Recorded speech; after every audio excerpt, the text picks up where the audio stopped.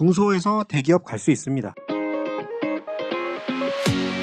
안녕하십니까. 여러분의 취업과 이직, 커리어를 위해 영상을 찍고 있는 커리어의 곰돌이 아저씨입니다. 오늘은 좀 논쟁적인 얘기를 좀 해볼 거예요. 중소기업, 대기업 임금 격차에 대해서 이렇게 생각하시는 분들이 있어요. 대기업 직원 연봉이 올라가면 물가가 오를 거고 중소기업 다니는 나는 더 힘들어질 거다. 그러니까 나는 대기업 연봉을 제한하는 포괄임금제도 찬성이고 대기업 연봉이 올라가게 하는 대기업 노조도 너무 싫다. 이렇게 얘기하시는 분들이 있습니다. 실제로 놀랍게도. 일단 이 생각은요. 대기업뿐 아니고 중소기업 오너들도 아주 좋아할 만한 생각들이에요. 언론에서 자주 인용을 하면서 여론이라고 개구라를 까는 생각이기도 합니다. 이게 왜 문제인지 하나하나 까드리면요. 일단 제일 큰 문제는 중소기업 직원들이 중소기업에만 머무를 수밖에 없다는 착각 때문에 와요. 그리고 나는 중소기업에만 다닐 수 있어. 이 생각은요. 진짜 커다란 착각이고요. 본인 연봉을 스스로 제한하는 일이에요. 당연히 중소기업 오너들도 매우 좋아할 만한 말이기도 합니다. 커리어를 잘 쌓아 올리면 중소에서 대기업 갈 수 있습니다. 저도 고객님들 중에 중소기업 다니시던 분들 중견기업도 붙여드려 봤고 대기업도 붙여드려 봤거든요. 저는 그리고 중소기업에서 중소기업으로 이직하시려는 분은 컨설팅을 가급적이면 안 했어요. 왜냐면 왜 자기 능력을 제한을 해요? 쓸데없이. 그건 진짜 옳지 않아요. 중소기업 출신이라고 해도요. 대기업에서 필요로 하는 역량이 있으면요. 당연히 뽑아갑니다. 굉장히 틀린 생각이 많은 건데 대기업 연봉이 올라가면 물가가 오르니까 중소기업러인 나는 손해다. 이 생각이. 일단 대기업 연봉이 올라가면 물가가 오를까요? 진짜 단순하게 돈이 더 풀리면 공급자들이 돈을 올려받아도 되니까 돈을 올려받을 거다. 이런 1차원적인 생각인데 우리나라 대기업 일자리 비율이 14%예요. KDI 발표 자료에 의하면. 그리고 이 중에서도 중소기업보다도 돈 더 안 주는 대기업 계열사들이요. 수두룩 빽빽합니다. 진짜. 수도 없이 봤어요. 그렇게 따지면 언론에 오르내리는 고연봉 대기업 일자리요. 한 1%도 안 돼요. 저도 사실은 사업을 하려는 입장이지만 고연봉 대기업 고객군을 상대로 아니면은 부자들을 상대로 사업을 진행을 하고 가격을 올린다? 그들이 임금이 올랐으니까 내가 가격을 올린다? 무조건 망합니다. 진짜. 왜냐면 경쟁자들은 그렇게 안 할 거거든요. 그러면 경쟁자들한테 고객 다 뺏기고 망하는 거예요. 즉 대기업 연봉이 올라간다고 해서 물가가 오르는 게 아닙니다. 굉장히